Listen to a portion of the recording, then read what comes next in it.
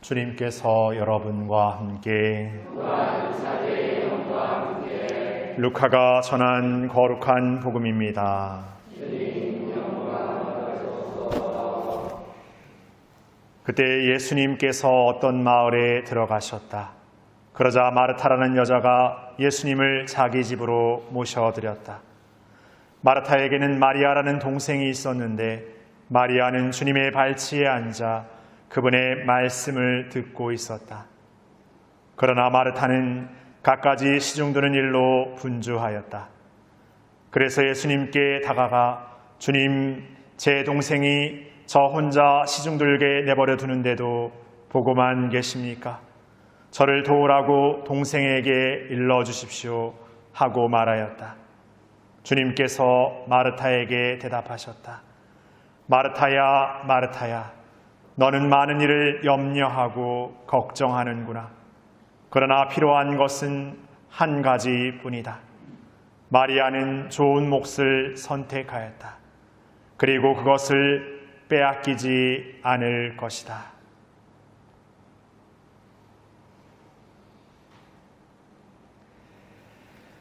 주님의 말씀입니다.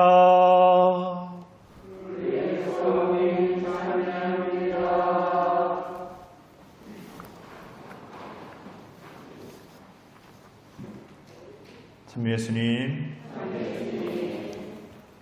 어제는 날씨가 이렇게 30도를 웃도는 더위였는데 오늘은 또 비가 오고 그러니까 또 날씨가 훅 떨어진 것 같습니다. 그래서 아까 미사 전에도 이렇게 우리 준비하시는 분이 오늘은 에어컨을 틀어야 될까요 말까요 했는데 여전히 밖에만 춥지 안에 들어오면 약간 좀 꿉꿉하고 이렇게 답답하기 때문에 에어컨 안 틀면 아마 여러분들 더우시지 않을까 싶습니다.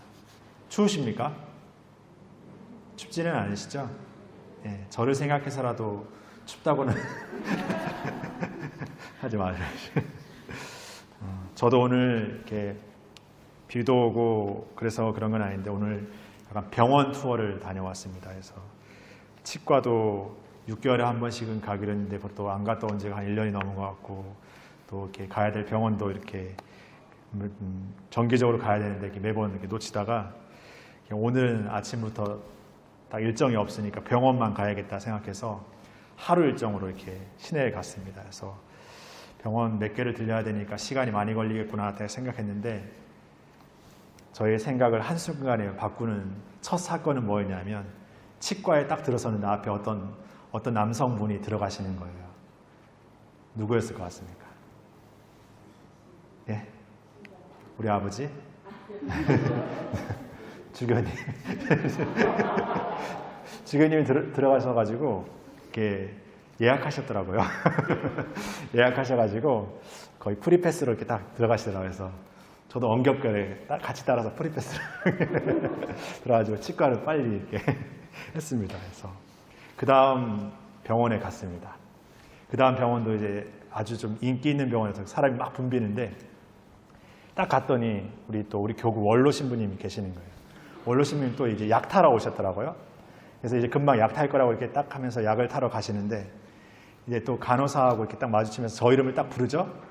그 신부님하고 같이 오신 자매님이 아우 신부님이라고 이렇게 하니까 갑자기 제가 환자가 그냥 홍길동 아무개에서 홍길동 신부님 돼가지고 또 약간 또 이렇게 또 그런 배려를 받았습니다. 더 얘기하면 이거 신부님들이 이런 식으로 병원을 다니는구나 이렇게 생각할까봐 더 이상 얘기 안 해드리겠어요. 그래서 하루 종일 할 일을 반나절에 끝내면서 조금 그래도 좀 여유 있게 병원을 다녀왔습니다. 그래서 병원을 다녀와서 내일도 이렇게 가야 되는 일이 생겼는데 그 중에 하나는 제가 지금 무슨 기계를 붙이고 있습니다. 이렇게 기계를 이렇게 붙여서 24시간 동안 제가 이제 심장이 뛰는 이거를 체크하는 기계예요. 그래서 내일 24시간 되면 가서 반납하면 아마 그 데이터 이렇게 돼가지고 그래서 처음 달아봤습니다. 이게 뭔가 하고 지금 여기 달고 있는데 이렇게 말을 많이 하면은 심장박동수가 늘겠죠. 그러면 이 시간에는 미사했다고 이렇게 일기도 써야 되는 이렇게 해야 되는데 하여튼 처음 이런 거 달아봤는데 괜찮을 것 같습니다. 괜히 걱정하지 마시라고 자세히 말씀드리는 겁니다.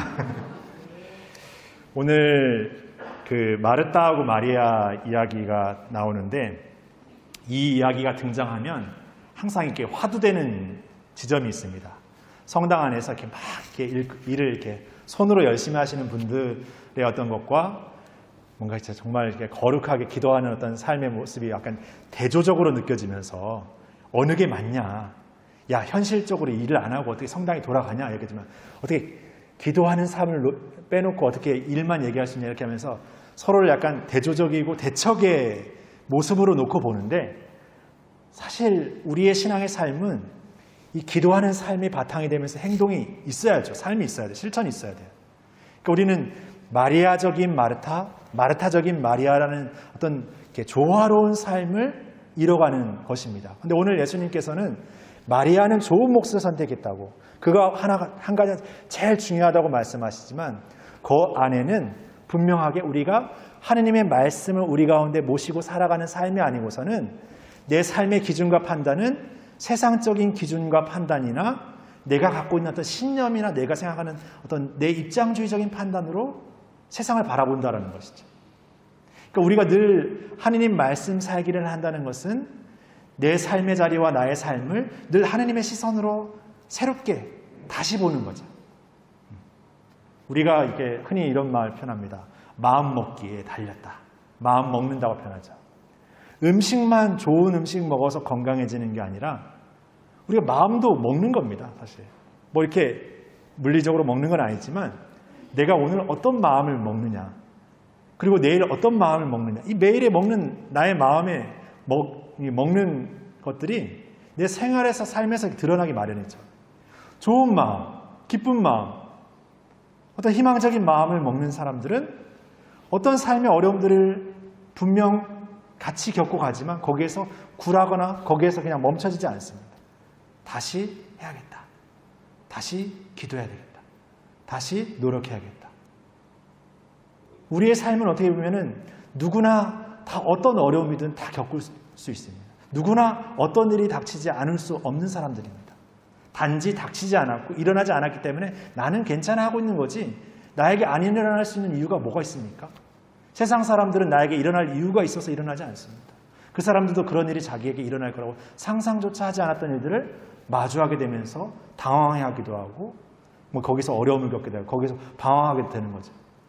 그러나 어떤 사람들은 그러한 일을 겪으면서도 그것을 숙고하고 다시 생각하고 또 거기에서 또 교훈을 얻고 다시 새롭게 힘을 내는 사람들이 있습니다.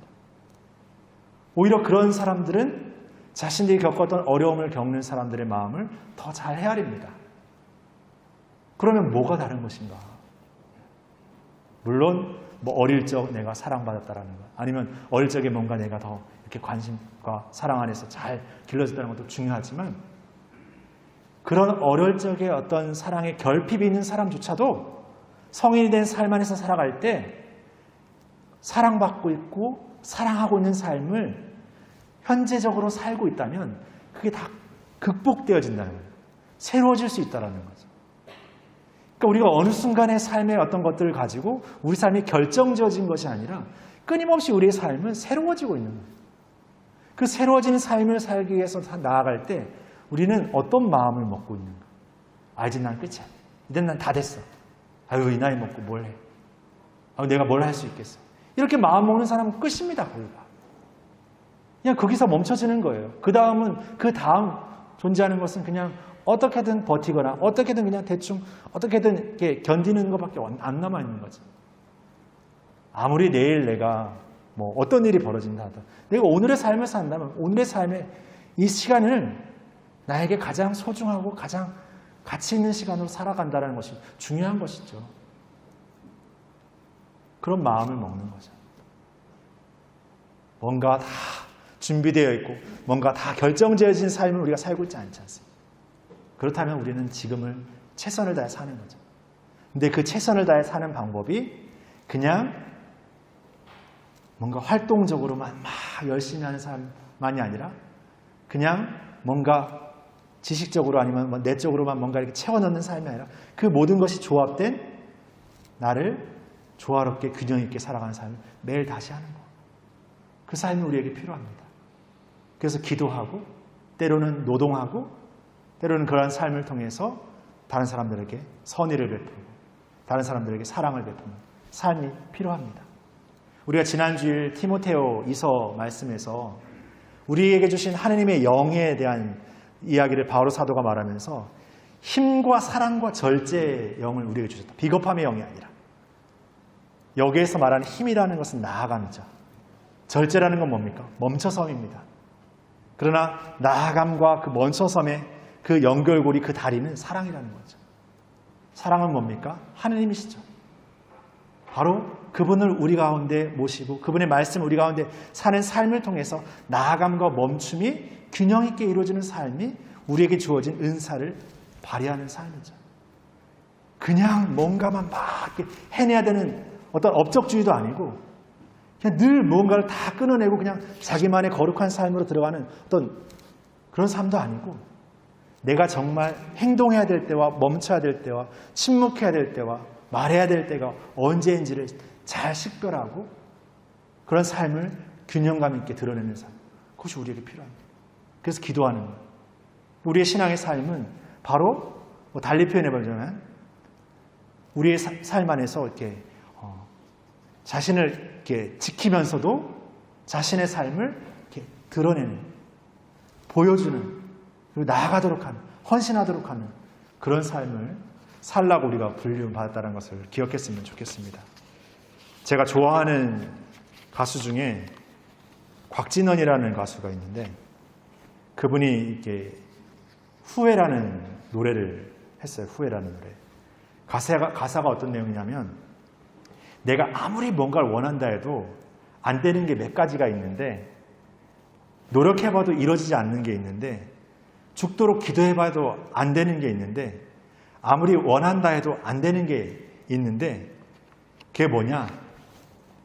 나를 떠난 어떤 님이 돌아오지 않는 것, 돌아올 수 없는 것, 그리고 내가 청춘으로 돌아갈 수 없는 것, 그리고 돌아가신 내 부모님 아니면 돌아가신 어떤 분이 다시 살아나지 않는 것.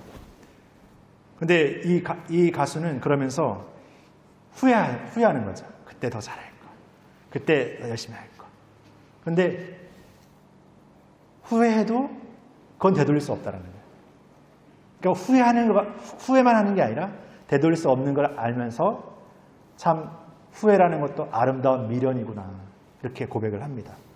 근데 저는 이 가수의 이야기를 들으면서 그래 우리는 뭔가 지나고 나서 이렇게 후회하지만 우리 신앙인은 이렇게 후회하고 그냥 둬버리는 게 아니라 후회하지만 다시 희망을 갖는 거예요. 그게 바뀔 수 없는 것들을 바뀔 수 있을 거라는 희망이 아니라 바뀔 수 없는 것이 바뀌지 않는다는 건 알고 그럼에도 내가 지금 이 삶에서 희망할 수 있다는 것이 있다는 것을 잊지 않는 것, 그것을 놓치지 않는 것, 그 삶을 살라고 불륜 받았다라는 것, 그것을 좀 생각해 보게 되는 것 같습니다. 그래서 저는 이 곽진원의 노래를 생각하면서 또 한 노래를 또 생각했습니다. 노래 얘기만 해서 죄송합니다만 그 성모님께 바치는 노래라는 노래가 있어요. 이 노래의 가사 중에 우리 위해 기도하고 우리 위해 눈물을 흘린 그 저 여인은 누구신가? 식은 태양 덮이시고 어두운 달을 밝히시는 저 여인은 누구신가? 바로 우리가 이렇게 방황하고 멈춰서고 그냥 후회하는 삶의 여정에 있는 순간이 있다 하더라도 우리에게는 이 신앙의 삶 안에서 우리를 위해 기도하시는 분이 계시는구나. 우리를 위해 걱정하시고 우리만을 생각하시는 하느님, 그분이 계시는구나. 그런 마음들도 돌아봤으면 좋겠습니다.